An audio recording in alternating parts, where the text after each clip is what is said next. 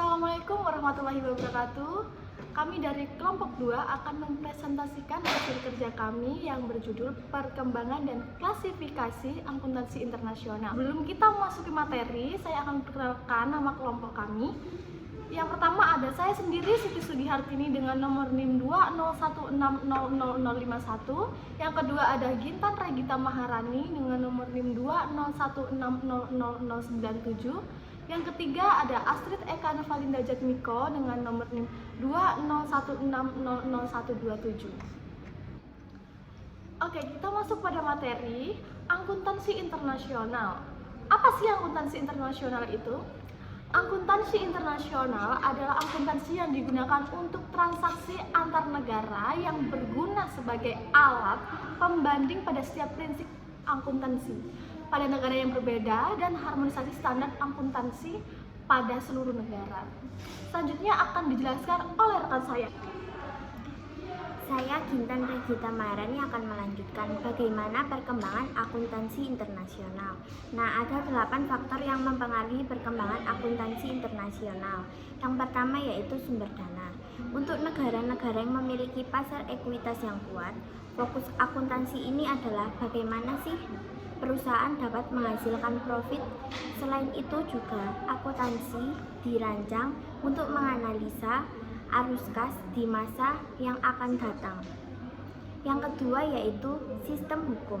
Ada 2 orientasi dasar hukum. Yang pertama yaitu hukum kode dan yang kedua yaitu hukum kasus. Untuk negara yang menerapkan hukum kode, hukumnya adalah satu kelompok lengkap yang mencakup ketentuan dan prosedur. Untuk negara yang menerapkan hukum kasus, hukum ini dibuat berdasarkan kasus yang berkembang sehingga tidak ada usaha untuk mengatur secara hukum yang lengkap. Yang ketiga yaitu ada sistem perpajakan yang dimana banyak negara yang mengatur pajak secara efektif dengan menentukan standar karena perusahaan harus menghitung pendapatan dan beban pajak yang perlu dibayarkan. Yang keempat ada ikatan politik dan ekonomi. Nah, di sini banyak negara yang berkembang yang menerapkan sistem akuntansi yang dikembangkan oleh negara lain, entah karena paksaan ataupun karena keinginannya sendiri. Seperti contohnya pada sistem pembukuan atau disebut dengan double entry yang berawal menyebar dari Italia, kemudian menyebar di Eropa. Inggris mengekspor akuntan dan konsep akuntansi di seluruh wilayah kekuasaannya. Pendudukan Jerman pada saat Perang Dunia II menyebabkan Perancis menerapkan plan comptable. Yang kelima ada inflasi. Inflasi terjadi pada suatu negara dapat menyebabkan perubahan terhadap akuntansi biaya yang telah diterapkan. Nah, sehingga menyebabkan distorsi terhadap akuntansi biaya historis dan mempengaruhi kecenderungan suatu negara untuk menerapkan perubahan terhadap akun-akun perusahaan. Dan yang keenam ada perkembangan ekonomi. Tingkat perkembangan ekonomi ini suatu negara dipengaruhi oleh jenis transaksi usaha yang dilaksanakan.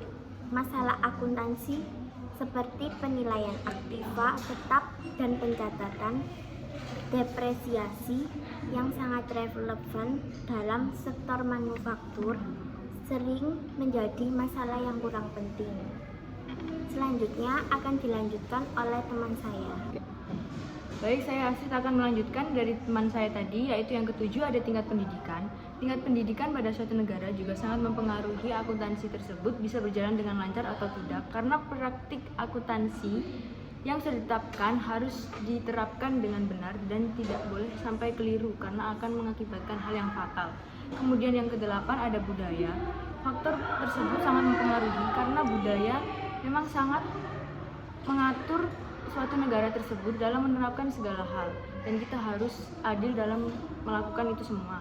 Jadi untuk akuntansi internasional di budaya ini harus melihat budaya tersebut seperti apa agar memberikan hasil yang berguna.